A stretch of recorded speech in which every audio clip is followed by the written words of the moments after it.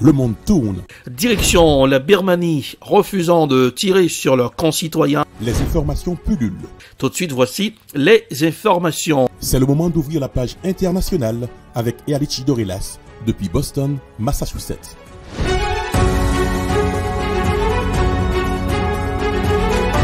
Mesdames, Messieurs, bonsoir. Vous avez raison d'écouter la radio évangélique Hosanna 102.3 FM à Jacmel, depuis la newsroom de la capitale des grandes universités du monde, Boston, Massachusetts, et Ealichi Dorelas pour la présentation. À Jacmel, pour présenter ce grand journal, Joël François Smith, Jean-Julien Grobans assure les manœuvres techniques. Bonsoir aux auditeurs de la radio évangélique Hosanna 102.3 FM à Jacmel, aux États-Unis. Après Trump, Biden lui aussi menacé d'une paralysie des institutions si aucun accord n'est trouvé au Congrès américain avant ce 30 septembre au soir.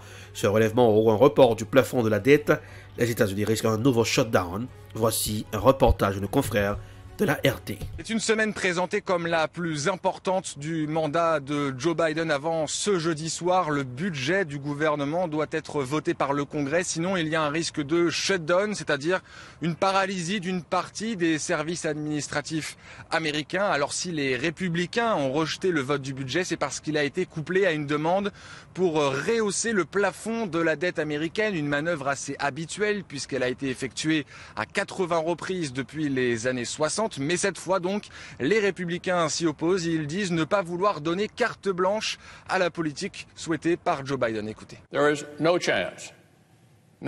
Il n'y a aucune chance que la conférence républicaine fasse tout son possible pour aider les démocrates à préserver leur temps et leur énergie afin qu'ils puissent recommencer à faire adopter le socialisme partisan aussi vite que possible. Les démocrates vont donc devoir trouver des arrangements pour au moins un minima faire voter ce budget d'ici jeudi soir. Mais les démocrates sont aussi consacrés sur un autre dossier très important. Il s'agit de plans d'investissement promis par Joe Biden lors de la dernière campagne présidentielle. Il y a deux volets. D'abord, un plan de 1000 milliards de dollars d'investissement pour les infrastructures sur l'ensemble du territoire américain.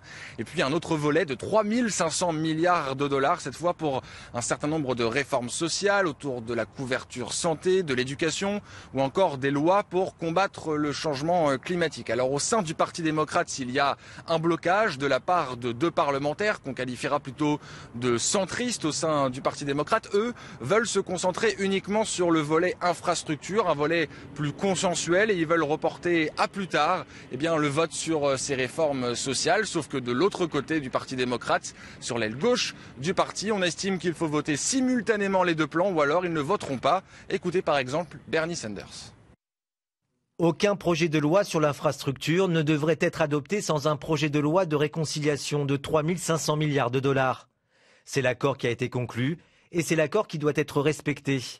L'infrastructure physique est importante, mais les besoins des familles de travailleurs et la lutte contre le changement climatique sont plus importants.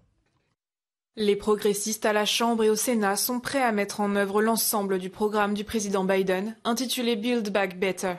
Cela signifie qu'il faut investir non seulement dans les routes et les ponts, mais aussi dans les personnes et les communautés. C'est pour toutes ces raisons qu'il y a énormément de tractations politiques, de négociations en coulisses, donc notamment au sein du Parti démocrate. Joe Biden sait que le moment est très important parce que l'année prochaine, il y aura les élections de mi-mandat et le président des États-Unis pourrait potentiellement perdre la majorité démocrate au Congrès. C'est la raison pour laquelle il veut absolument appliquer les mesures qu'il a promises pendant la campagne présidentielle dès maintenant. Et là, d'ailleurs, la preuve de l'importance accordée à ces sujets par le locataire de la Maison-Blanche, c'est qu'il a annulé un déplacement initialement prévu ce mercredi à Chicago pour parler de la vaccination. À la place, il est donc resté à la Maison-Blanche afin de s'occuper pleinement de ce processus législatif. En Afghanistan, les talibans répriment une manifestation de femmes pour le droit à l'éducation. 6 femmes courageuses prêtes à tout pour défendre leurs droits. Ces femmes afghanes qui manifestent face aux talibans pour pouvoir étudier. La manifestation a été réprimée. Voici un reportage signé Euronews. Elles sont 6, courageuses, prêtes à tout pour défendre leurs droits.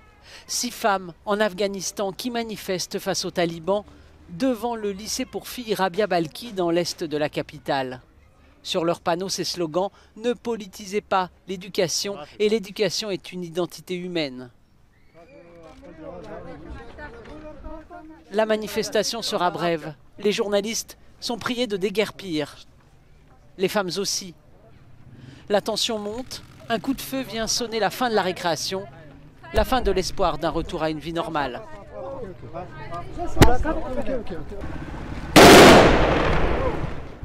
Les journalistes étrangers sont rassemblés, les talibans leur expliquent que la réunion n'était pas autorisée.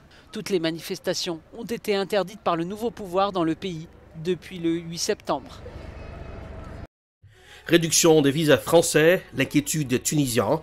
L'Algérie a convoqué l'ambassadeur de France pour protester contre la réduction et la délivrance de visas. Le Maroc a regretté une décision injustifiée. Pas de réaction en revanche sur l'attitude de la Tunisie, mais sur place, la décision française provoque déception et inquiétude. Voici un reportage signé TV5 Monde. L'attente peut durer plusieurs jours, voire plusieurs semaines. Obtenir un visa pour la France est déjà en temps normal un véritable parcours du combattant. Désormais, la tâche s'annonce encore plus difficile. Avec une réduction de 30% du nombre de visas délivrés par les autorités françaises, de nombreux Tunisiens s'inquiètent.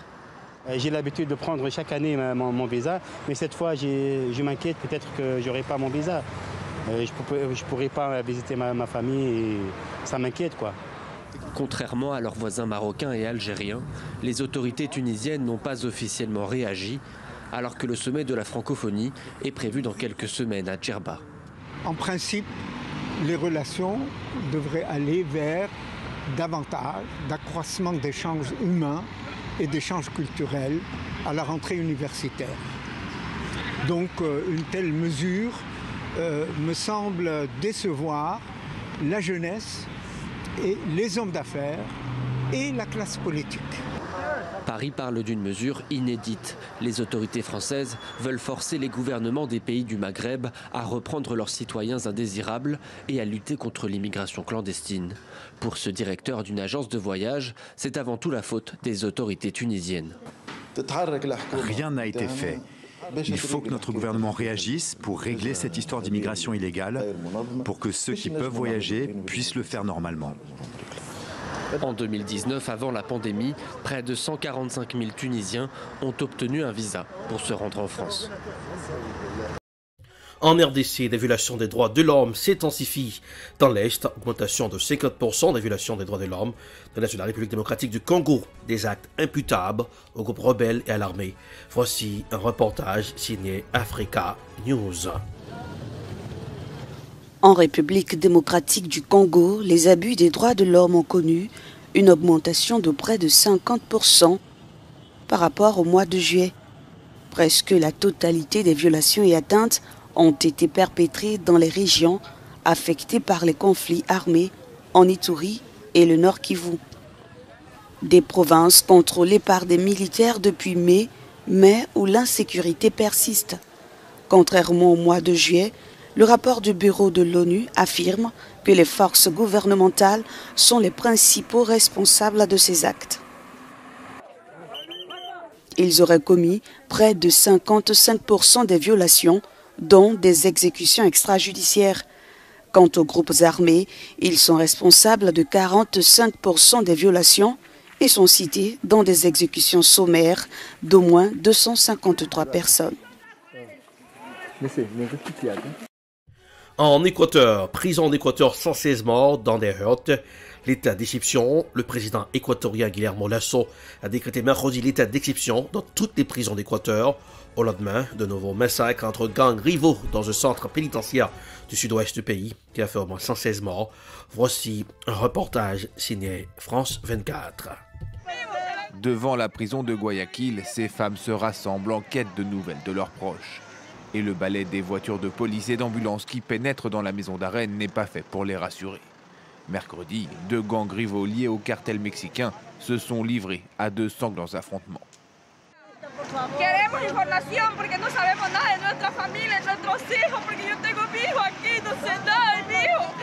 Ce nouveau massacre dans un centre pénitentiaire a une nouvelle fois poussé le président Guillermo Lasso à déclarer l'état d'exception dans toutes les prisons du pays.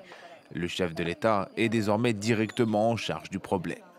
Cette crise carcérale est la conséquence des rivalités entre gangs de narcotrafiquants mexicains. Si les autorités ont pu reprendre le contrôle de la prison, elles restent vigilantes. La Policía Nacional, con elementos también de las unidades tácticas de la policía, las fuerzas especiales, se logró junto con más de 400 efectivos, retomar el control y la seguridad total e integral de este sistema penitenciario, específicamente la penitenciaría del Litoral. Les violences intercarcérales en Équateur sont permanentes depuis plus de 10 ans. Selon les chiffres officiels, depuis le début de l'année, plus de 223 détenus se sont entretués en prison. Il y a quelques semaines de cela, le pénitencier de Guayas avait déjà été la cible d'une attaque de drone chargée d'explosifs. C'est la fin de la page internationale au Grand Journal du 14h pour aujourd'hui. Présentation Erlich Dorelas, production Ed Prod, réalisation Télé Beltop pour le compte de la radio évangélique Hosanna 102.3 FM à Jacmel. Un petit vent frais sur Boston, c'est toujours l'automne. Température sur Boston 63 degrés Fahrenheit, 17 degrés Celsius. À Jacmel 86 degrés Fahrenheit, 30 degrés Celsius. Bonsoir Jonel, bonsoir Smith Jean-Julien, bonsoir Robin, bonsoir aux auditeurs de la radio évangélique Hosanna 102.3 FM à Jacmel. Et gardez le sourire car le sourire ça rajeunit le visage. Bonsoir, à demain. C'était la page internationale avec Erlich Dorelas.